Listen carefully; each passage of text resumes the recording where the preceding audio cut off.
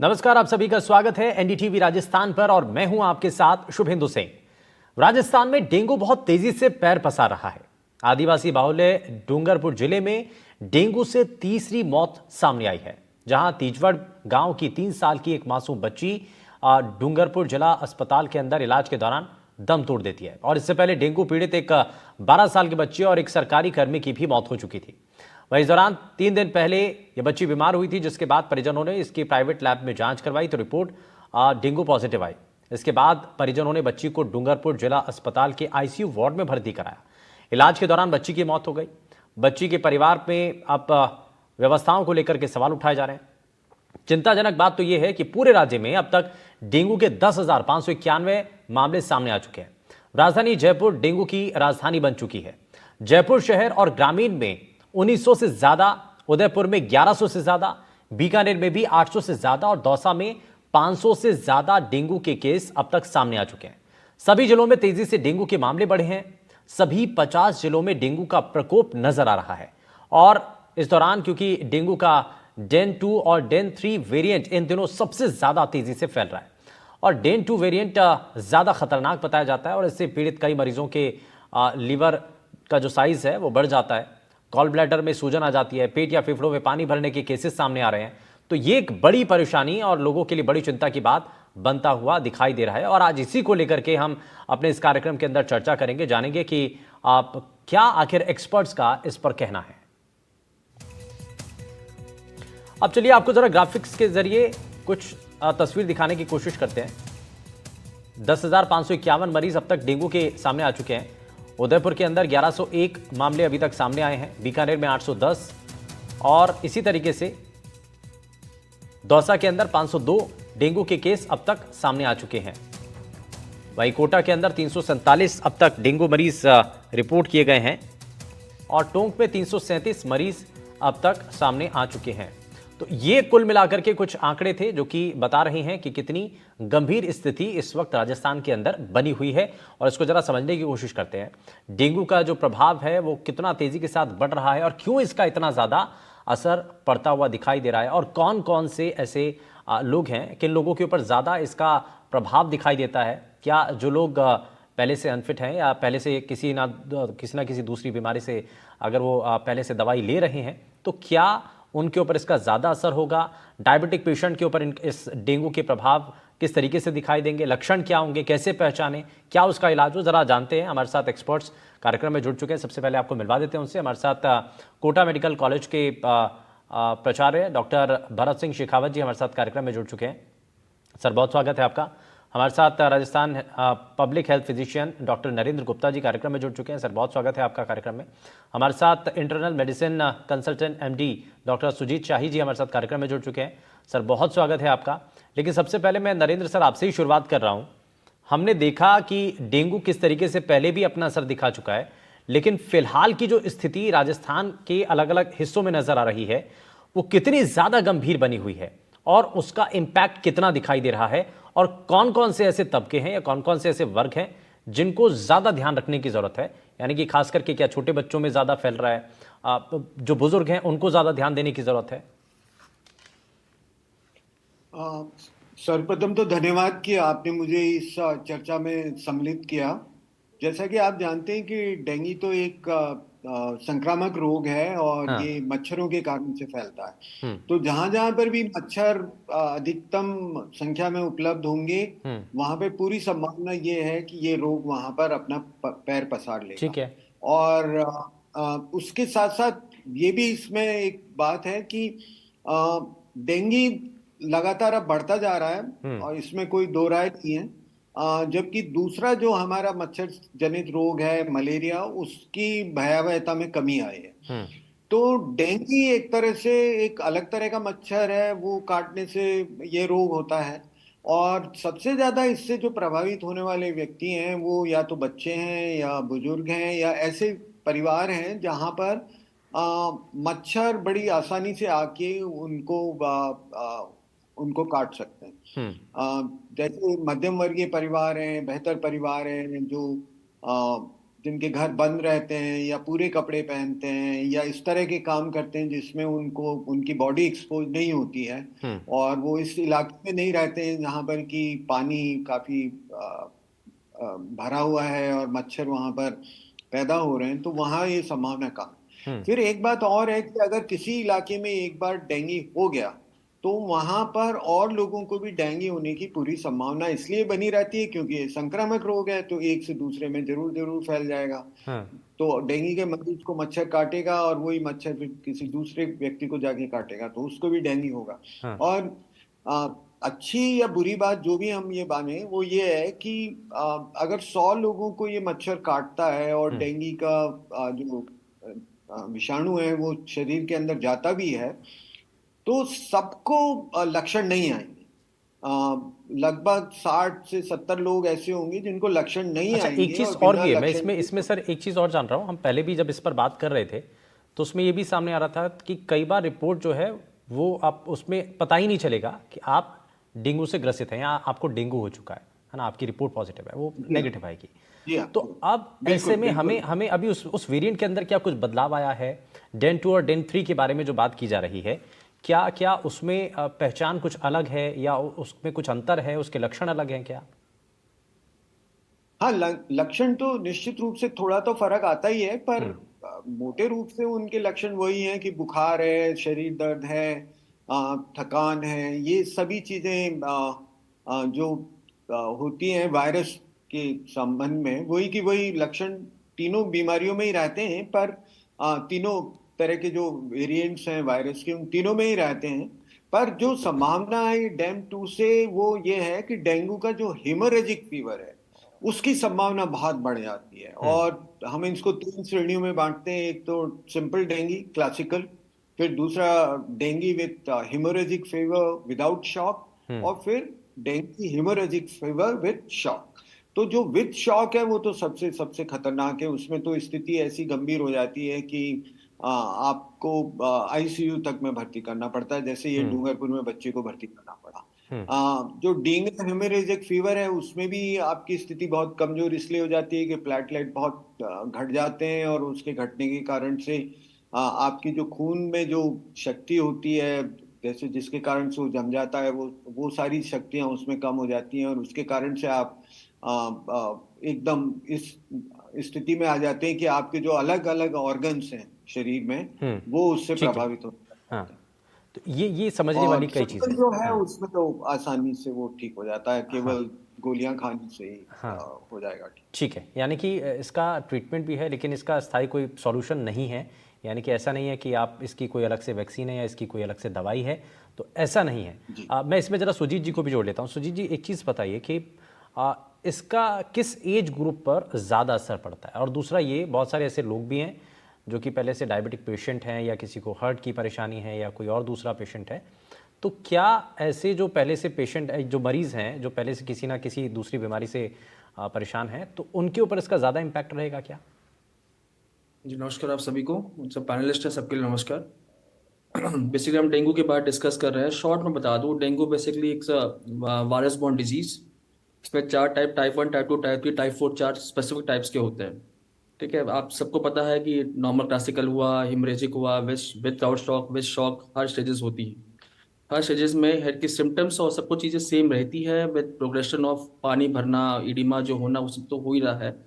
अब जहाँ बात हुई जो पेशेंट्स हैं, जैसे जो बुजुर्ग पेशेंट्स हैं, इनको डायबिटीज़ है, जिनको कोई हार्ट की दवाइयाँ चल रही हैं, जैसे कुछ एंटी प्लेटलेट्स चलती हैं, हम्म। कोई बोला एंटी इकोस्पिन चल रही हो, कुछ चल रही हो, इनमें थोड़ा सा ब्लीडिंग के चांस थोड़े से और बढ़ जाते हैं।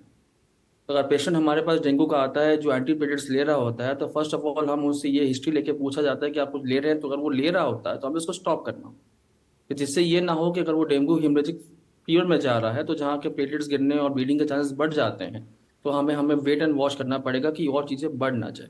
हम्म। और हमारे आजकल के प्रैक्टिस में हम चीज़ें बहुत पेशेंट्स देखते हैं जो आजकल कोई कार्डियक अंडरलाइन इवेंट्स चल रही होती है, उसमें वो इकोस्पिन ले रहे होते हैं। तो हमें जस्ट अवॉइड करने, लेस देन 1 लाख की अगर प्लेटलेट काउंट रहता है, उसके नीचे रहता है, तो हम देना पसंद नहीं करते हैं या अवॉइड करना पसंद करते हैं एंटी प्लेटलेट्स को, हम्म। क्योंकि ये चीज़ें डिक्रीज होती जाती हैं। तो डे 1, डे 2, डे 3 जहाँ पे से बुखार रहता है वहाँ पे प्लेटलेट्स पे कोई असर नहीं होता। हम्म। जहाँ ये बार बंद होना शुरू होता है, डे 4, डे 5, डे 6, डे 7 जहाँ प्लेटलेट्स गिरने शुरू होते हैं, वहां पे हमें वॉच करनी पड़ती है। ठीक है। इसी में आपके रैशेस होने, पेटिके बनने, ब्लीडिंग के चांसेस और बढ़ लेकिन सर जाने। जैसा जैसा कि ये शुरुआत में भी नज़र आया था, हम इससे पहले भी जब चर्चा कर रहे थे तो उसमें शुरुआत में कई बार रिपोर्ट जो है वो नेगेटिव ही आ रही है ना, कई केसेस में। मुझे लगता है कि शायद 40% केसेस में तो नेगेटिव ही आई, और उसके बाद में जाकर के पता चलता है कि ठीक है, जब सीरियस हो जाता है केस तो तब जाकर के पता चलता है। लेकिन इन अब ऐसे में हम कैसे जानें? नहीं, सिम्टम्स होते हैं सर, एक हाँ। चीजें होती हैं जिसमें नेगेटिव आ रही होती है। अगर आपको पता है कि आप क्लिनिकली असेसमेंट कर सकते हैं, अगर आस्किंग कंसिडरिंग में एमडी हूँ, मेरे पास पेशेंट आता है विद सिम्टम्स ऑफ डेंगू, अगर नेगेटिव भी होता है, हमने एक नया क्लास स्टार्ट किया है टेस्ट करने का, पीसीआर डेंगू, इसको polymerase chain reaction dengue virus के लिए। वो चीजें कभी कभी हम टेस्ट करते हैं इन पेशेंट्स में जिसमें नेगेटिव, हमारा डेंगू एनएस में नेगेटिव आता है या कुछ भी आता है, तो हम ये टेस्ट करते हैं। 60 to 70% पेशेंट्स में पीसीआर पॉजिटिव आ जाते हैं। ठीक है, अगर ये नेगेटिव आ भी गया तो हम क्लिनिकल सिम्टम्स से clinical aspect point of view को लेके हम डेंगू के बेसिस पे ही पेशेंट को ट्रीट करते हैं। और हमारा प्लेटलेट्स मॉनिटर करना साथ में होता है एक पैक्ड सेल वॉल्यूम, जिसको हम पीसीवी बोलते हैं। ये दो चीजें ही मॉनिटर की जाती है अगर पेशेंट्स हमारे पास डेंगू के आते हैं। तो आपको इस फॉलोअप में हम पेशेंट्स को हम एडमिट करके हर 12-12 घंटे में चेक करके, जहाँ पे इसमें और कोई ब्लीडिंग के चांसेस बढ़ रही है या उसको रोकना, रोकथाम करना उस चीज़ का, ये चीज़ के हम उसका प्रोग्रेस कर रहे होते हैं। ठीक है, ठीक है। मैं इसमें थोड़ा-सा आगे बढ़ते हुए मैं अब ज़रा इसमें भरत सिंह शेखावत सर को भी जोड़ रहा हूँ। भरत सर, एक चीज़ बताइए कि इसमें लगातार जो चर्चाएँ आई सामने, उसमें ये कि अब हमें बचाव के लिए इस पर ज़्यादा ध्यान रखने की ज़रूरत है, क्योंकि ऐसी कोई वैक्सीन तो है नहीं या ऐसा इसकी कोई डोज़ नहीं है जिसके ज़रिए इसको ठीक किया जा सकता है ना? जैसा सर भी बता रहे थे, नरेंद्र सर, कि भई आपको इसमें जो नॉर्मल फ़ीवर वाला जो इशू है उसको कंट्रोल करने के लिए दवाइयाँ दी जाती हैं। लेकिन इसमें जो बचाव ही है वो सबसे बड़ा उपाय है। तो अब हमें लोगों को समझाने के लिए, भाई ऐसा तो है नहीं कि लोगों को पता नहीं है, जानकारी भी है, लेकिन उसके बावजूद भी लापरवाही हो रही है। सबसे बड़ा कारण इसके पीछे क्या नजर आ रहा है? देखिए, इसमें कोई स्पेसिफिक ट्रीटमेंट, जैसे दूसरे वक्ताओं ने भी बताया, कोई स्पेसिफिक ट्रीटमेंट नहीं, सिम्टोमेटिक ट्रीटमेंट किया जाता है और कोशिश की जाती है कि ये फेज किसी तरह से निकल जाए। वास्तव में तो इसका जो इलाज है वो इसका प्रिवेंशन ही है। हमको एक तो जन जागरूकता की अभी भी कमी है, लोग इसको सीरियसली नहीं लेते हैं। घर में पुराने टायर, नारियल के होल और कोई भी ऐसी जगह जहां पानी इकट्ठा होता है, कूलर में पानी इकट्ठा होता है, लोग उसको नियमित रूप से साफ नहीं करते। हालांकि हेल्थ विभाग की टीमें घर घर पहुंचती है, वो प्रोत्साहित भी करती हैं, जांच भी करती हैं। तो एक तो इसमें अभी भी लोगों ने इस बात की गंभीरता से समझा नहीं है कि इसको रोकना ही, इसका प्रिवेंशन ही इसका एक तरह से सबसे अच्छा है। तो एक तो जन जागरूकता अभी भी इतने लेवल तक नहीं आ पाई है जितने लेवल पे आपने देखा कोरोना के वक्त हर आदमी मास्क लगाने लगा, हर आदमी सावधानी बरतने लगा, सैनिटाइजर इस्तेमाल करने लगा। पर ऐसी चीजें हमें डेंगू के वक्त नजर नहीं आई। बार बार कहने के बावजूद, मीडिया में प्रसारित होने के बावजूद भी लोग इसको गंभीरता से लेते हैं। कूलर में पानी भरा रहता है, बहुत जगह पानी इकट्ठा रहता है। एक तो इसको जो मच्छर है उसको पनपने दें, ये रोकना बहुत जरूरी है। दूसरा एक और देखने में आया है कि कॉलोनियों में कई जगह पानी भरा रहता है और उसकी कोई नियमित रूप से सफाई नहीं, जो स्टेगनेंट वाटर है उसमें मच्छर पनपते हैं। लोग भी इसमें बहुत ज्यादा, जब तक जन भागीदारी नहीं होगी, जब तक लोगों का सहयोग नहीं होगा, अकेला स्वास्थ्य विभाग इसमें बहुत ज्यादा कुछ कर नहीं पाता है। ठीक है, लोग थोड़ा सावधानी बरते हैं, फुल स्लीव के कपड़े पहने और मॉस्किटो रिपेलेंट का इस्तेमाल करें, लेकिन सबसे ज्यादा जरूरी जो है कि मच्छर का प्रसार रोकना। जब अगर मच्छर का प्रसार रुकेगा तभी इस चीज पे हम कंट्रोल कर पाएंगे। अच्छा, वरना इस व्यक्ति जब भी प्रसार को बाहर रोकने के लिए निकलेगा, दो तरीके से काम है। एक तो भाई लोग खुद जागरूक हो जाएं, और दूसरा ये कि प्रशासन और सरकार इस पर काम करे। आप कोटा में हैं, कोटा के आसपास आपको लगता है कि जितना इंतजामात होने चाहिए, क्या वो दिखाई देते हैं आपको प्रशासनिक स्तर पर? कोशिश तो पूरी रहती है, लेकिन फिर भी मुझे नहीं लगता कि वो पर्याप्त है। लगातार प्रयत्न करने के बावजूद डेंगू के केस आप जैसे दिखा रहे थे अभी हर साल बढ़ते जाते हैं और बड़ी संख्या में लोग डेंगू से प्रभावित होते हैं। और हॉस्पिटलों में भी हमको अलग से व्यवस्था करनी पड़ती है, डेंगू के लिए हम अलग वार्ड बनाते हैं। स्वास्थ्य विभाग भी पहले से प्रिवेंटिव मेजर्स लेता है, बहुत सारी चीजें पहले से हम करना शुरू करते हैं, लेकिन अभी भी मुझे नहीं लगता कि ये पर्याप्त है, क्योंकि कई चीजें ऐसी है जो जनभागिता से ही हो सकती है। खाली प्लॉट पड़े हैं जिनमें पानी भरा है, लोग जमीन खरीद लेते हैं, फिर उसको ध्यान नहीं देते हैं, उसमें पानी भर जाता है। घर में कूलर और ये साफ नहीं होते हैं।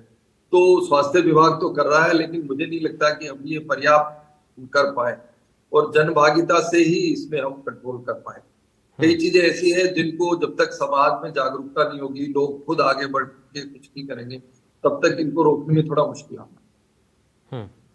ठीक है, इसमें यानी कि रोकने के लिए व्यवस्थाएं तैयार करना ये बहुत ज़्यादा ज़रूरी है और इसीलिए लगातार कोशिश हो रही है। मैं इसमें ज़रा थोड़ा सा जल्दी से आगे बढ़ते हुए नरेंद्र गुप्ता सर को इसमें मैं ज़रा जल्दी से जोड़ लेता हूँ। नरेंद्र सर, एक चीज़ बताइए कि अब कौन कौन से ऐसे लोग हैं, जैसे अब हमने ये तो जान लिया कि भाई जिन लोगों को बीमारी है पहले से, उनके लिए ज़्यादा इसमें ख़तरा दिखाई दे रहा है, लेकिन बचाव के लिए आपको जागरूक रहना बहुत ज़्यादा ज़रूरी है, लेकिन इसके अलावा और क्या करने की ज़रूरत है?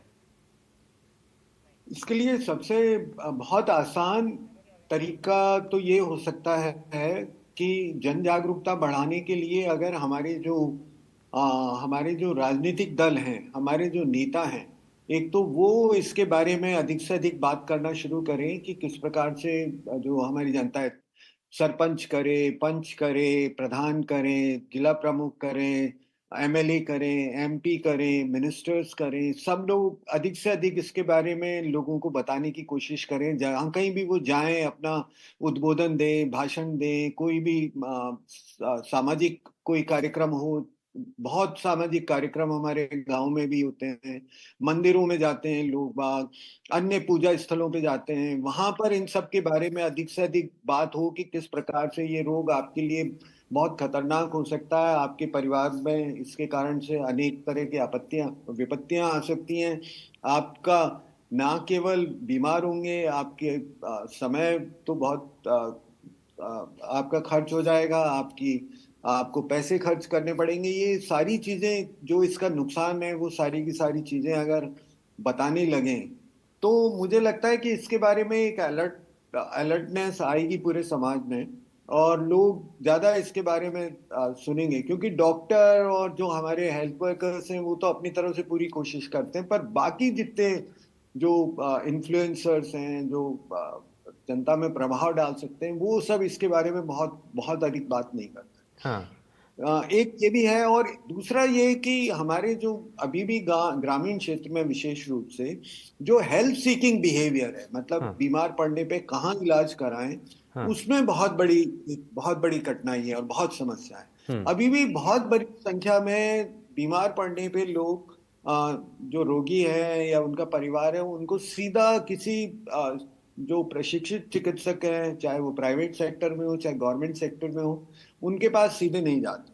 वो अभी भी अपना इलाज कराने के लिए वो जो गांव में या छोटे शहरों में जो अनक्वालिफाइड लोग हैं, उनके पास जाते हैं, और उनके पास जाके जो वो इलाज कराते हैं उसमें अगर वो तीर में तुक्के का जैसा है कि अगर लग गया तो ठीक है और नहीं लगा तो हाँ। वो और गंभीर हो जाता है। तो हाँ। ये हेल्थ सीकिंग बिहेवियर है, उसको बदलने की भी बहुत आवश्यकता है। हाँ। अच्छा, दूसरा इसमें ये भी है तो सुजीत ये जी। हाँ सारी चीजें अगर जी। की जाएं तो हाँ। निश्चित रूप से आप मानिए कि एक जन जागरूकता बढ़ेगी, और लोग जो बीमारी के कारण ये जो प्रिवेंटिव मेजर्स हैं वो सब लेना हाँ। प्रारंभ करेंगे, ठीक और है। एक बदलाव आए। अच्छा, इसमें सुजीत जी एक चीज़ देखिए, बड़ा अच्छा यहाँ पर पॉइंट नरेंद्र सर ने रेज किया कि भाई इसमें जो इन्फ्लुएंसर जिनका असर बहुत ज़्यादा है, वो इसके बारे में चर्चा नहीं करते। और हम जब ये कहते हैं कि भाई सोशल कम्युनिटी के अंदर आप जागरूकता लाने के लिए आप जब अलग अलग कार्यक्रम चला रहे हैं, तो उसका इम्पैक्ट कितना है और वो कितने वाइब्रेंट होते हैं, है ना। एक माइक लेकर के अगर कोई इलाके में बोलता चल रहा है और कितना अट्रैक्टिव तरीके से वो बात रख रहा है कि भाई अगर आप नहीं करेंगे ऐसा, अपने कूलर को साफ़ नहीं रखेंगे या खुले बर्तन है अगर आपने रख रखा है उसमें पानी इकट्ठा हो गया, तो उससे पता सबको है, लेकिन वही है लोगों को अट्रैक्ट करने के लिए, बताने के लिए कि भाई ये आपके लिए ये बहुत ज़्यादा इफेक्टिव रहेगा क्या? सर देखिए, हर बंदा हर लेवल पे, हमारे लोकल सेक्टर्स में हो या गवर्नमेंट सेक्टर्स में हो, जैसे हर गवर्नमेंट सेक्टर्स में हमारे पीएससीज होती हैं, सीएससीज होती हैं, सब हर हर लेवल पे अगर अपना गाइडेंस दें, जैसे कोई नुक्कड़ नाटक होता है आज के ज़माने में। जैसे कोविड में जब कोविड चल रहा था तो बहुत लोगों ने अपने जाके प्रोत्साहन करके लोगों को गाइड किया जाता था, घर घर जाके अभियान करना, लोगों को बताना कि क्या होता है, कैसे बचाव किया जा सकता है। तो डेंगू ऐसा नहीं कि हम कंट्रोल नहीं कर सकते, ऐसा नहीं कि हम उसको अपने वश में नहीं कर सकते, बहुत आसान तरीके से कंट्रोल हो जाएगा। पर लोगों के केयरलेस बिहेवियर समटाइम्स बहुत लैंड अप हो जाती है, बहुत लोग तो निकल के आज 60-70% लोग ठीक हो जाते हैं, और वो 30% का जो स्लैब है जो हम लोग देख रहे हैं आजकल, वही ज़्यादा प्रभावित होता है। तो अगर हम लोकल पे हर पेशेंट जो जो जो लोकल बस्तियों में रहते हों, जो लोकल स्लम्स में जो भी हम रहते हैं, जो हर एक हाई पॉश नो अर्बनाइजेशन और लोकल पीपल जो होते हैं, उनसे अगर गाइड करें, हर बंदा अपने कॉलोनीज में ऐसे कोई एक एक सेमिनार से कोई रखे, जैसे कि हम प्रेजेंटेशंस करें, तो इससे बेटर है कि हम उन लोगों को गाइड कर सकें। हम्म। लोगों को लॉजिक समझ में नहीं आती या जो मेडिकल टर्म समझ में नहीं आती, तो उनके जिन भाषा में जो उनको सहूलियत रहे उस भाषा में रख के हमने उनको गाइड करना है, हाँ। समझाना है। चाहे वो डॉक्टर्स हों, चाहे वो कोई लोकल लोकल लेवल के वो एमएल जो सर ने बताया एमएलए हो या एमपीज हों, वो अपने एक लेवल पे वहाँ पे सेमिनार या कोई भी प्रेजेंटेशन रखें और लोगों को जागरूक करें इसके बारे में। हाँ। अच्छा। ये चीज करनी हाँ। बहुत जरूरी है, ठीक है। अदरवाइज ये केसेस आगे, अभी तो ठीक इतने हैं, आगे और हाँ, भी बढ़ सकते आगे और भी बढ़ सके। ठीक है, इसमें मैं नरेंद्र सर एक चीज़ और है, वापस से मैं आ रहा हूँ, उसके बाद मैं भरत सिंह जी आपके पास आता हूँ सर। लेकिन नरेंद्र सर एक चीज़ बताइए कि हम ये दिखा भी रहे हैं और देख भी रहे हैं कि जो आंकड़े हैं वो शहरों में थोड़ा सा ज़्यादा केसेस नज़र आ रहे हैं। अब ये बड़े बड़े शहर हैं जहाँ पर केसेस ज़्यादा हैं, ग्रामीण इलाकों में फिर भी उससे उसके मुकाबले थोड़ा सा अंतर कम दिखाई देता है। हाँ, वो शहरों में ये होने का जो मुख्य कारण है वो ये है कि यहाँ पर डेंसिटी ऑफ पॉपुलेशन ज्यादा है, मतलब बहुत कम एरिया में बहुत अधिक संख्या में लोग रह रहे हैं। और बहुत सारी जो पानी की व्यवस्था है वो भी बहुत ठीक ढंग से, मतलब हमारा जो सैनिटेशन ड्रेनेज सिस्टम, ये सारे के सारे सिस्टम बहुत ठीक ढंग से काम करते नहीं हैं। हम्म। क्योंकि अब ये ठीक ढंग से अगर काम नहीं करेंगे तो वो ब्रीडिंग ग्राउंड्स हो जाते हैं, और उन ब्रीडिंग ग्राउंड्स के कारण से वहां पर इसकी संभावना बहुत ज्यादा बढ़ जाती है। हम्म। और इन दिनों मौसम एक ऐसा है कि दिन में गर्मी है, रात को ठंड है, तो दिन में लोग कम कपड़े पहन के घूमते हैं, और ये मच्छर एक ऐसा है जो कि दिन में काटता है। हम्म। तो वो सारी संभावनाएं एक साथ मिलके उस परिस्थिति को बना देती हैं जिसमें जो मैन मॉस्किटो, मतलब human being mosquito, mosquito human being, जो साइकिल है वो पूरी की पूरी एस्टैब्लिश हो जाती है। और उसके कारण से अधिक केसेस आपको शहरी क्षेत्र में मिलते हैं, क्योंकि अर्बनाइजेशन बहुत रैपिड हो रहा है, मतलब बेतरतीब अर्बनाइजेशन अपना है। एक तरह से हम देख सकते हैं कि कहीं पे भी बस्ती नई बन गई, कुछ लोग आके कहीं रहने लग गए, ये इस तरह की सब जो चीजें हो रही हैं उसके कारण से ये बढ़ रहा है। हाँ। और ये सब के लिए बहुत ज्यादा जरूरी ये भी है, देखिए अगर हमको लॉन्ग टर्म में कोई इम्पैक्टफुल कमी लानी है डेंगू के इंसिडेंट्स में, हम्म। तो हमको प्लानिंग करनी होगी, बहुत सिस्टमेटिक प्लानिंग करनी होगी। और वो सिस्टमेटिक प्लानिंग का केवल असर डेंगू कम होने में नहीं होगा, बल्कि और बीमारियां जितने भी संक्रामक रोग हैं उन सबको हम कम कर सकते हैं। हम्म। तो एक एक एक कॉम्प्रिहेंसिव अप्रोच आनी चाहिए। मतलब हम अभी चूंकि डेंगू के केसेस बहुत बढ़ गए हैं तो इस कारण से हम डेंगू की चर्चा हाँ। कर रहे हैं, पर अभी थोड़े समय बाद कोई दूसरा रोग एकदम आ जाएगा और फिर हम उसकी चर्चा हम्म। करने लगेंगे। हम्म। तो ये जितने भी रोग हैं उनके, और ये सब डेंगू और ये सब रोग ऐसे हैं जिनके बारे में हम बहुत अच्छी तरह से जानते हैं कि ये कैसे होता है, किस प्रकार से होता है, किसको अधिक प्रभावित करता है, क्या क्या संभावना है इसके कारण है। तो उस सब का हम बहुत सिस्टमेटिक ढंग से प्लान करना शुरू करें तो निश्चित रूप से आप ये मानिए कि इसकी जो भयावहता है उसको हम बहुत कम कर सकते हैं, ठीक है। लगभग नगण्य कर सकते हैं। जैसे कि विश्व के बहुत देश ऐसे हैं जो खासतौर से पश्चिम के राष्ट्र हैं या जो एडवांस इकोनॉमीज हैं, वहां पर इस तरह की ये इस तरह का कोई रोग और ये वहां पर सीधा इतना। साफ सफाई से जुड़ा हुआ भी है। अब जिस देश के अंदर जितनी ज़्यादा अच्छी साफ सफाई है, बेहतर व्यवस्थाएं हैं, उतना ज़्यादा बेहतर है, उतनी बीमारियां कम हो जाती हैं। ठीक है, मैं इसमें भरत सिंह सर को भी ज़रा जोड़ लेता हूँ। भरत सर, एक चीज़ यहाँ पर ये भी देखने वाली है कि हम ये देख रहे हैं कि कई वेरिएंट हैं। अब कई वेरिएंट अलग अलग प्रभाव भी दिखाते हैं, उनके लक्षण भी थोड़े से अलग हो जाते हैं। हाँ, लेकिन हम लोगों को कैसे और ज़्यादा बताएं, लोगों तक समझाइश कैसे पहुँचाएँ कि भाई ये जो वेरिएंट है, और उनमें थोड़ा सा अंतर तो रहता ही है, लेकिन उनको ये कैसे पता चले, क्योंकि बुखार थोड़ा सा कॉमन है, और बुखार को लेकर के जो आम धारणा है वो ये कि भाई पैरासीटामोल ले लो या फिर कोई और दूसरी दवाई ले लो, जो है थोड़ा सा ठीक हो जाएंगे। तो ये जो इंतज़ार है ये और ज़्यादा आपको सीरियस कंडीशन में लेकर के आता है। देखिए, ऐसा है कि जो ये सीजनल बीमारियां होती हैं इसमें किसी भी बुखार को साधारण नहीं समझता। लोगों में जागरूकता होनी चाहिए कि वो अगर बुखार आता है तो उसको अपने स्तर पे इलाज करने की जगह वो जाए हॉस्पिटल में, सीएचसी पीएचसी जो भी उसके आसपास है वहां जाए, अपने खून की जांच कराए। एक ही तरह के लक्षण के कई सारी बीमारियां हो सकती हैं। सकती है। तो उसको चाहिए कि वो खुद निर्णय लेने की जगह वो बेहतर हो कि वो चिकित्सक से संपर्क करें, खासतौर से जब ये इस तरह का बारिश का मौसम और इस तरह के जब सीजनल बीमारियां जो होती है, उसमें उसको स्वयं ये नहीं सोचना चाहिए कि ये साधारण जुकाम होगा या बुखार होगा। उसको बेहतर है कि डॉक्टर के पास जाए, और डॉक्टर ही अच्छे से समझ सकता है, और उसको भी जांच की आवश्यकता होती है कि उसके पश्चात वो निर्णय कर सकता है कि कौन सा बुखार कितना गंभीर है। एक बात मैं और कहना चाहूंगा जो उन्होंने सर ने भी कही, कि साफ सफाई का और हमारे हाइजीन का एक स्कूली लेवल से बचपन से बच्चे को ट्रेनिंग दी जानी चाहिए, क्योंकि बिहेवियर आदमी का इतना आसानी से बदलता नहीं है। जिस तरह से लोग रहने के आदी हो गए हैं, उनको बड़ा अनकंफर्टेबल लगता है कि हर जगह पानी को मत ऐसे करिए, कूलर को रोज साफ करिए, या इस तरह साफ सफाई रखिए।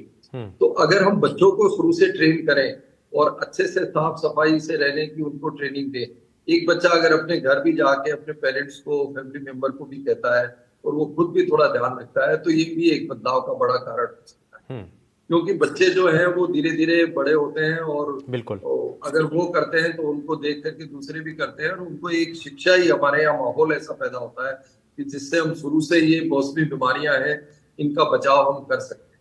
क्योंकि बड़े लोग जो हैं उनका बिहेवियर बड़ा फिक्स सा होता है, और वो बहुत ज्यादा चीजों में अपने में बदलाव लाने में थोड़ा मुश्किल महसूस करते हैं। पर बच्चों का दिमाग जो होता है वो फ्लेक्सिबल है, और वो चीजों को आसानी से ग्रहण करते हैं, और वो उसको फैलाने में भी मददगार हो ठीक है। सकते हैं। तो इसमें कई कोशिशें हैं। एक तो सबसे पहले हमें सावधानी बरतने की ज़रूरत है। दूसरा ये कि हमें बच्चों को थोड़ा ज़्यादा ट्रेन करने की ज़रूरत है, क्योंकि वो न सिर्फ अपने घर में बल्कि दूसरों को भी संदेश दे सकते हैं। तीसरा ये भी कि इसमें न सिर्फ लोगों की खुद की जिम्मेदारी है, बल्कि जो लोकल बॉडीज़ हैं उनकी भी इसमें जिम्मेदारी है। साफ़ सफाई आपको रखना चाहिए, आपको बेहतर तरीके से समझना चाहिए। और दूसरा ये कि अगर आपको लगता है कि सर्दी खांसी जुकाम या बुखार जैसा आपको अगर लक्षण लग रहा है, आपको लग रहा है कि डेंगू जैसे अगर सिम्टम्स आपको नज़र आ रहे हैं, तो आपको खुद से ट्रीटमेंट नहीं कर रहे हैं, आपको डॉक्टर के पास जाना है, और कहने पर आपको टेस्ट भी ज़रूर कराने चाहिए। तभी उससे पता चल पाएगा कि आपको वाकई में डेंगू है या नहीं, और उसी हिसाब से आपका ट्रीटमेंट भी चालू हो सकेगा। खैर, बहुत शुक्रिया सभी खास मेहमानों का कार्यक्रम में शामिल होने के लिए, और बड़ी अच्छी जानकारी। और मुझे लगता है कि डेंगू को लेकर के जो बहुत सारे लोगों के मन में सवाल थे, उन सभी सवालों का जवाब आपको भी मिला होगा। और हमारी उम्मीद और कोशिश यही है कि आप पूरी तरीके से स्वस्थ रहें, किसी भी तरीके से परेशानी और कोई भी सवाल आपके मन में हो तो उसका जवाब आपको इस मंच के जरिए, इस कार्यक्रम के जरिए जरूर मिला होगा। यार रुक रहे एक छोटे से ब्रेक के लिए, कहीं मत जाएगा आप, बने रहिए एनडीटीवी राजस्थान के साथ। नमस्कार।